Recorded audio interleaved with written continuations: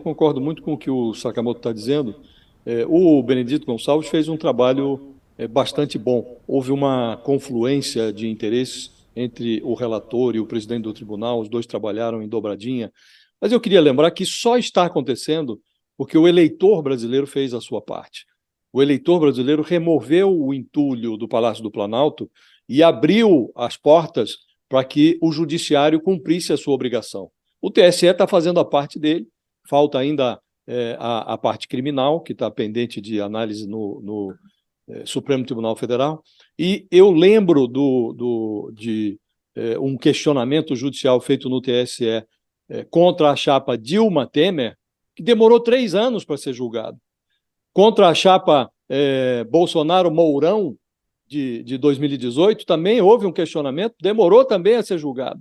E quando foi julgado, estavam no poder ainda o Bolsonaro e o Mourão, arquivaram, havia provas de perversão praticada nas redes sociais pela chapa e absolveram. No caso da Dilma e do Temer, quando foram julgar o caso, a Dilma já tinha sofrido impeachment e o TSE serviu refresco ao Temer.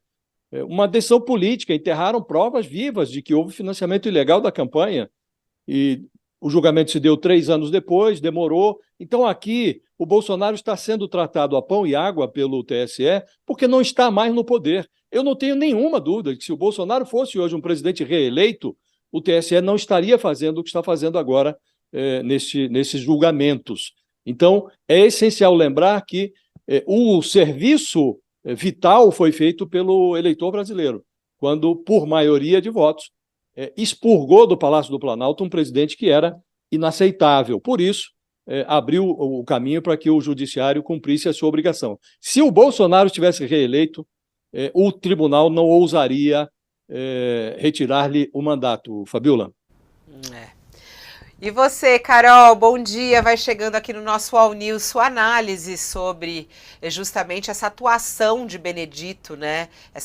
O que foi ele no Tribunal Superior Eleitoral, qual foi a importância da ação de Benedito no tribunal, né? Das ações em geral, e como é que você vê essa passagem de bastão para Raul Araújo, além do julgamento de hoje?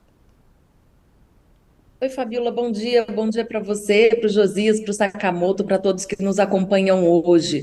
Bom, o que aconteceu?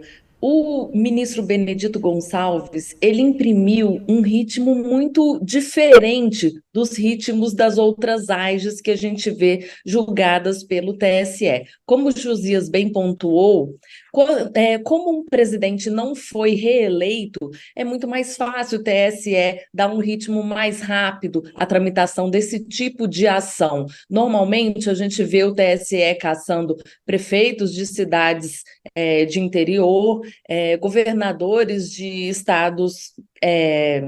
Por exemplo, Tocantins, estados do norte, a gente não vê cassação de governador de estados considerados mais centrais, como Rio, São Paulo, no TSE. O que acontece? Agora, essa cassação, essa AGE, na verdade, que é o que compromete os direitos políticos do ex-presidente, isso só está sendo muito rápido justamente por isso, porque ele não foi reeleito. E justamente também porque o corregedor da vez, que é o ministro Benedito Gonçalves, ele teve pressa para julgar esses processos. Ele sabia que ele ia sair agora em novembro, porque os ministros têm um mandato de 2 anos, e ele quis imprimir a marca dele no tribunal, realizando esses julgamentos a tempo. Ele já colocou para julgamento 6 das 15 AGs que tinham contra o Bolsonaro. Agora está colocando mais essa ali nos 45 do segundo tempo, mostrando para a gente mais uma vez que só acaba quando termina. Agora, na segunda-feira, ele tinha imprimido uma nova condenação ao Bolsonaro em mais um processo daquele 7 de setembro do ano passado. Então, a gente vê muita disposição dele de julgar esses processos.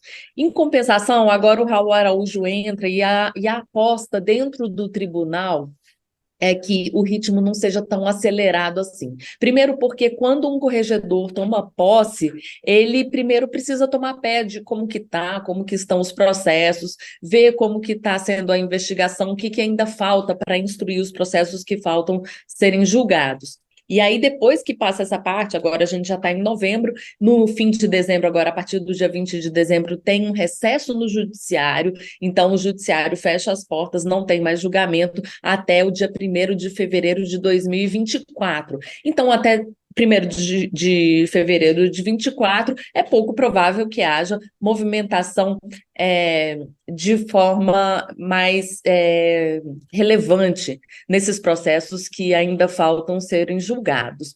Como o Josias disse também, ali, a partir do segundo semestre do ano que vem, pode ser que tenha uma janela de oportunidade do bolsonarismo para que tenha uma maioria para ele no tribunal. Só que agora pouco importa, né? A gente está vendo que ele já tem muitas condenações, ele já está super inelegível, digamos assim, então ainda não tem muita coisa para acontecer. O que falta acontecer? Existem processos que ainda não foram julgados, que eles podem comprometer sim os direitos políticos e a elegibilidade, na verdade, de outros atores políticos, como inclusive os 3 filhos políticos de Jair Bolsonaro, que são Carlos, o Flávio e o Eduardo Bolsonaro. Eles estão arrolados em outras ações que ainda não foram julgadas e, se forem condenados, podem ficar também inelegíveis. Estão na mesma situação o Hamilton Mourão, que era o vice-presidente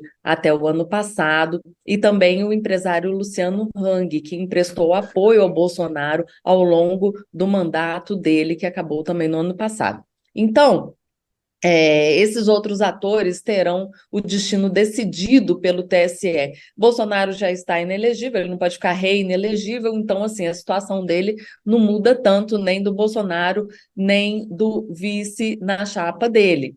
Então, agora a gente aguarda esses próximos julgamentos para ver esse desdobramento. A ministra Isabel Galotti, só esclarecendo para quem nos assiste, ela vai assumir o lugar do Benedito Gonçalves como ministra, não como corregedora. O corregedor vai ser o Raul Araújo e ele que vai ser responsável por essas ações contra Bolsonaro. Também existem ações contra Lula ainda para serem julgadas. A ministra Isabel Galotti, ela vai ser corregedora só a partir do ano que vem, quando o Raul Araújo sair dessa posição de corregedor.